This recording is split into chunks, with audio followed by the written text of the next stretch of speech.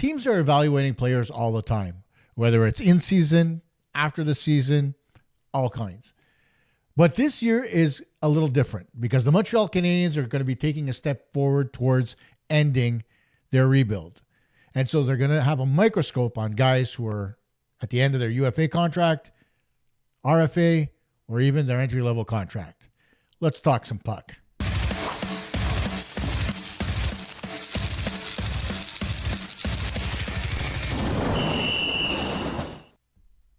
Hey everybody, welcome to another edition of Puck Talk Montreal. I am, of course, your buddy Kosta, and this is a subject that I really don't always look at because you never know what a team's going to do with a player at this point of August. They may trade him. They may decide, you know what, we're going to give him another shot and see how he goes. Or they just may very well say, you know what, his ELC is done. We're not going to do anything with him. Let him go out and become an unrestricted free agent. Who knows what they decide. But at the end of the day, there are always players who are under the microscope, whether or not it's because they didn't perform as well as they should have, or whether we want to see repeat performances. There's constant evaluation for players, right? But I wanted to specifically look at guys that I thought were on the hot seat. Guys that are, maybe 1 foot out the door or are going to be in a situation where there's going to be some healthy competition and they really need to stand out. So that's what we're going to look at in this episode of Puck Talk Montreal. And of course, as always, give the episode a thumbs up if you like it, right? Don't do it now, obviously, because I haven't said a word yet. But if you like it, give me a thumbs up after you've watched the video. Let me know in the comments what you think was good, bad, indifferent, whatever the case may be. And we can go from there. But let's start with the most obvious of the guys that are on the hot seat this year for the Montreal Canadiens, and that is, of course, Mike Matheson. Whether you're looking at it as far as trading him preseason, in season, at the deadline, Mike Matheson has been on the tip of everybody's tongue now since the season ended, since Kent Hughes had a discussion with him in Buffalo at the end of last season. Why? Well, because Mike Matheson is a nice piece. He's a very good defenseman, 31 years old, so he's just got a few years left in those legs of his. And God knows those legs can get him up and down the ice really quickly. The problem with him in Montreal is right now you've got Lane Hutson and Noah Dobson who are expected to take most of the ice time away from him as far as power play is concerned. And then you wonder whether or not he can actually cut the mustard as far as being a defensive-minded defenseman. History says he can't because he gives away the puck way too often. Maybe that changes. Maybe he puts a concerted effort into what he does as far as his play is concerned and how he reacts differently.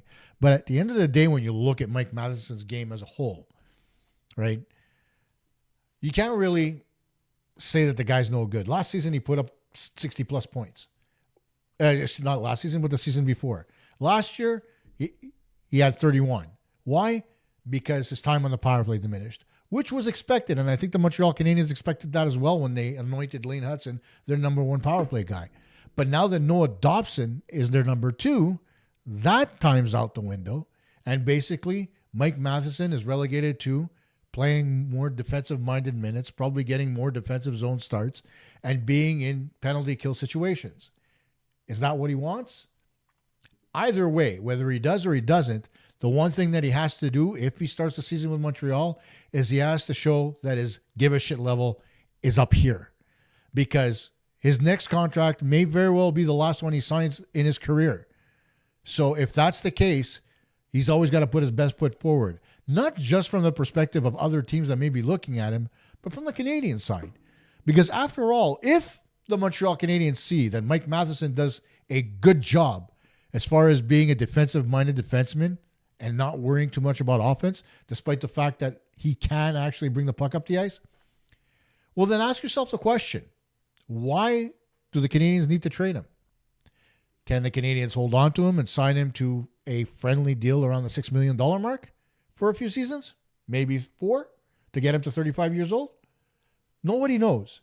But it's all contingent on whether or not he can adapt to the role that he's going to be given with the Montreal Canadiens. So this season, above all others in his career, is extremely important for Mike Matheson. Now, the next guy on our list is Sam Montembeault. And not because I want to get rid of Montembeault. He's still got another year on his contract. He deserves to be the number one goaltender in Montreal. He does need to work on his game, as I've outlined a million times, but you can't have your cake and eat it too. Gone are the days of Patrick Waugh and Jose Theodore and, Carey Price, Yarrow Halak. We've got a goalie who's not in the upper echelon or elite status, but he's above average. Even I'll say that about Sam Montembeault. But the thing about Montembeault is now he's got some pressure coming because he's got Jakub Dobeš and he definitely has Jacob Fowler. Jakub Dobeš, of course, is going to serve as his backup this year. But the amount of games that he plays is going to be considerably more than what he played last year. Because after all, the Canadiens are going to want to reduce the amount of games that Montembeault played because 62 appearances in a season is absolutely mind-boggling. And that doesn't include the 3 games that he played in the playoffs. So 65 total appearances over an entire season for a guy who never played more than 41 games is a little ridiculous and unfair to the goaltender. So let's see what he can do this season as far as playing a less heavy load and how he responds to having Jakub Dobeš right behind him playing just as well as he does, because that's what I expect from Dobeš. Dobeš showed no signs of being a goaltender who wouldn't be able to perform at the NHL level. Granted, in certain games, he did get flustered a little bit at the beginning and was a bit shaky, but he always settled himself down and he always played well, whether it was for the last 40 or 45 minutes of the game, whatever the case may be.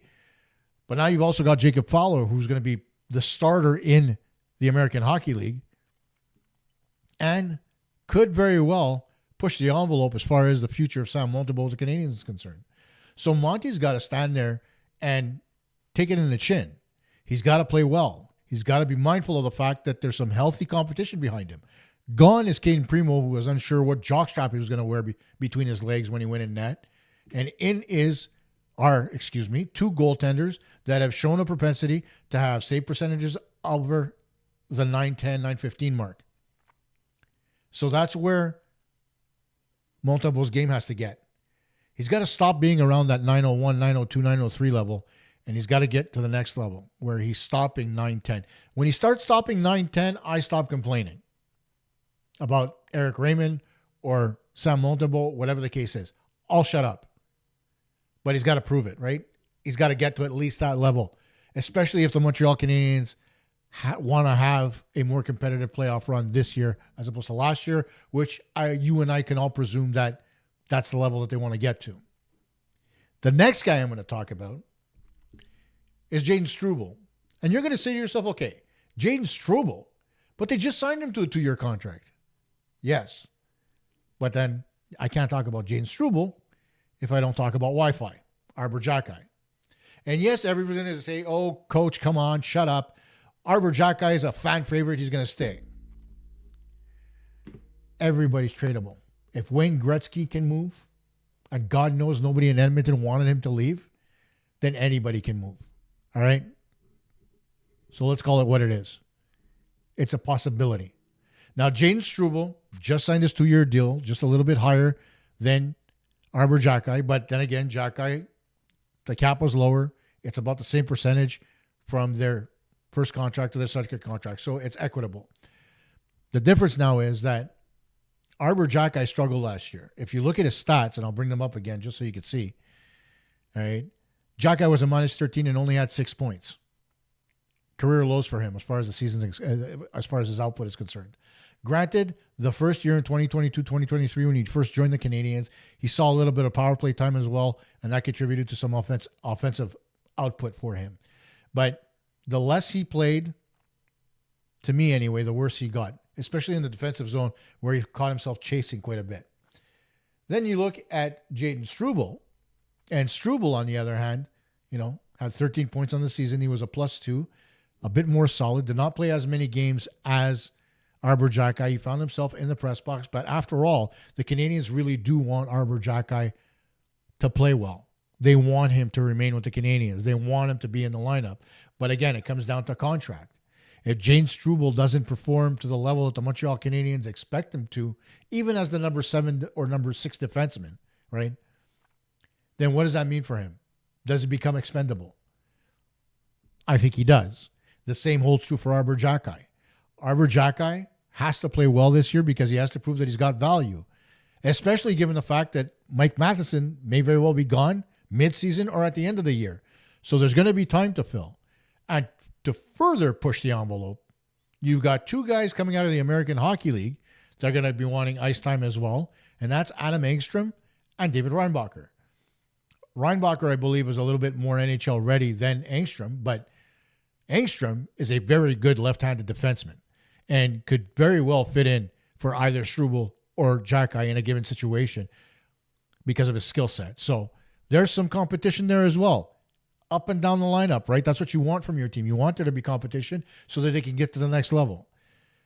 And those defensemen, those bottom, call them the bottom 8, whatever you want, when you look at Struble, Xhekaj, Engstrom, and Reinbacher. The only difference between Reinbacher is that he's a right-handed shot. So he can get it to the lineup a little bit easier than the other two guys can. Struble will most likely play the right side as a lefty, but if he doesn't play it well, what stops the Canadiens from bringing up Reinbacher and putting him in there? Nothing. And now you're going to say that Reinbacher hasn't had enough AHL experience, but neither did Struble. So where do you go from there, right? Well, obviously, Jane Struble and Arber Xhekaj are going to be looking over their shoulders, not just on the ice, but towards the minors to make sure that those guys don't catch up to where they need to be. It has to be a competitive mindset for them. Xhekaj's playing for a contract. Struble just signed his, right? An extra 2 years. But Xhekaj's playing for his future. If he can't shore up his defensive game, then what do the Canadiens need him for when they've got other guys that can play defense? That's the question he's got to ask himself. Being able to fight isn't the only reason why a player can stay on a hockey team. We saw that with Ryan Reeves getting traded out of Toronto. We saw that with George Laraque coming to Montreal and not being able to do anything on the ice except for drop the mitts. So there's a healthy competition for those last spots, and I'm telling you, coming out of camp, once again, I think that David Reinbacher has a better chance of making the lineup than Struble or even Xhekaj, especially given if Mike Matheson starts the season in Montreal. Food for thought there, right? Next up on my list is Owen Beck. And now, granted, Owen Beck's still in his ELC, but it's coming to an end, right? And so this is a big year for Beck. Last year, he played 12 games, had 1 assist, and was a -2.